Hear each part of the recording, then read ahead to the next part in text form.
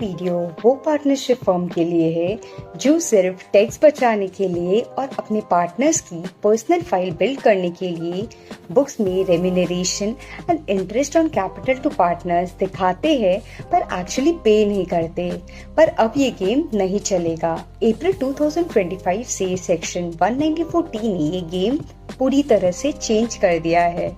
पहले क्या होता था, हम बिना किसी रुकावट के पार्टनर को सैलरी या इंटरेस्ट क्रेडिट कर देते थे। बट नाउ अगर आपका केस ऑडिट में आता है तो आपको टीडीएस काटना ही होगा। Section 194T mandates TDS deduction on payments of salary, remuneration, bonus, commission, interest on capital by a firm to its resident partners of 10% if your total payment exceeds 20,000 in a financial year. Even if you just credit remuneration in the books without actual payment, TDS still applies. Now, when to deduct? Simple, crediting the account or actual payment whichever is earlier. And if you're doing these entries in March, pay attention. Normally TDS अगले महीने की 7th को deposit होता है, पर मार्च का TDS deposit करने के लिए आपके पास 30th अप्रैल तक का टाइम है।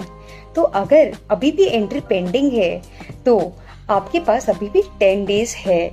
So don't miss this. और अगर आपने सोचा कि चलो बाद में देख लेंगे तो कंसिक्वेंसेस बहुत हैवी है।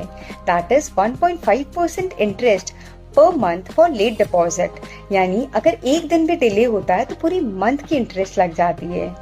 एंड 1% इंटरेस्ट पर month for late deduction and section 40AIA that is 30% expenditure disallow हो जाती है।